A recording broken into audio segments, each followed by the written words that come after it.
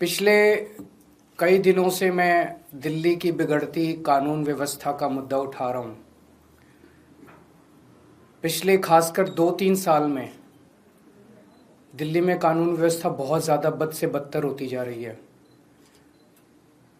मैं दिल्ली का एक नागरिक हूं, दिल्ली का मुख्यमंत्री रह चुका हूं। लोगों में जाता हूं, लोगों से मिलता हूं, लोग इसको लेके बहुत चिंतित हैं। दिल्ली के लोग दहशत के माहौल में जी रहे हैं। उन्हें पता नहीं कि कब किसके साथ क्या हो जाएगा। तो पिछले कुछ दिनों से कई दिन मैं कुछ नहीं बोला, मुझे लगा स्थिति सुधर जाएगी और ये एक ऐसा मुद्दा नहीं है जिस पे राजनीति होनी चाहिए। लेकिन जब स्थिति बद से बदतर होती जा रही है और खुलेआम दिल्ली के अंदर सड़कों के ऊपर गोलियां चलने लगी हैं, ऐसा लगता है कि गैंगस्टर्स ने दिल्ली के ऊपर कब्जा कर लिया है, तो मुझसे चुप नहीं रहा गया और मैंने दिल्ली की कानून व्यवस्था को लेके सवाल खड़े करने चालू किए। मैं नांगलोई गया। नांगलोई में एक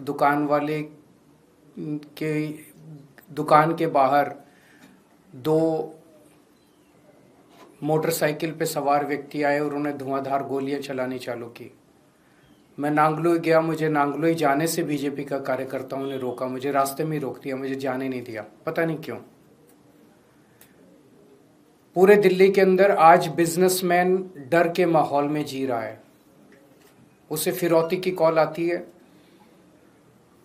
अगर वो फिरौती नहीं देता तो थोड़े दिन के बाद उसके दुकान के सामने शूट आउट हो जाता है, एक मैसेज देने के लिए, संदेश देने के लिए कि अगर तूने नहीं किया तो तेरे साथ कुछ भी हो सकता है। आज बिजनेसमैन को ये नहीं पता मैं सुरक्षा के लिए कहाँ जाऊं। कल मैं पंचशील एनक्लेव गया।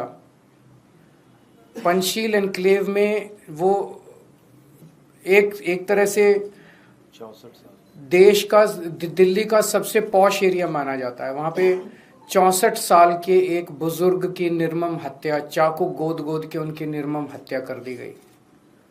सीनियर सिटीजन्स जो हमारे दिल्ली में बहुत हैं, बहुत सारे ऐसे बुजुर्ग हैं जिनके बच्चे बाहर चले गए पढ़ने के लिए, नौकरी करने के लिए, अकेले रहते हैं, वो आज दहशत के माहौल में जी रहे हैं। दिल्ली की महिलाएं दहशत के माहौल में जी रही हैं। कभी किसी के साथ ईव टीजिंग तो रोज़ का ही काम है, लेकिन कभी किसी का अपहरण हो जाता है, मर्डर हो जाता है, गैंगरेप हो जाता है। आज महिलाएं दहशत के माहौल में जी रही हैं। आज मैं तिलक नगर जा रहा हूँ। तिलक नगर 2 दुकान वालों से मिलूंगा जिनकी दुकानों के बाहर शूट आउट किया गया। मैंने सोचा था ये सारे मुद्दे उठाऊंगा तो एक उम्मीद थी कि अमित शाह जी, आप सब लोग जानते हैं कि दिल्ली की शिक्षा, स्वास्थ्य, बिजली, पानी, ये चुनी हुई दिल्ली की सरकार आम आदमी पार्टी की सरकार के पास है। लेकिन दिल्ली की सुरक्षा, दिल्ली की कानून व्यवस्था, दिल्ली के लोगों की सुरक्षा जो है वो केंद्रीय गृह मंत्री के सीधे अंडर में आती है, अमित शाह जी के अंडर में आती है। तो मुझे उम्मीद थी कि मेरे मुद्दे उठाने पे अमित शाह जी कुछ कार्रवाई करेंगे। अमित शाह जी बलात्कारियों को पकड़ेंगे, अमित शाह जी गैंगस्टर्स को पकड़ेंगे, अमित शाह जी पुलिस को बोलेंगे कि इस तरह की घटनाएं अब नहीं होनी चाहिए।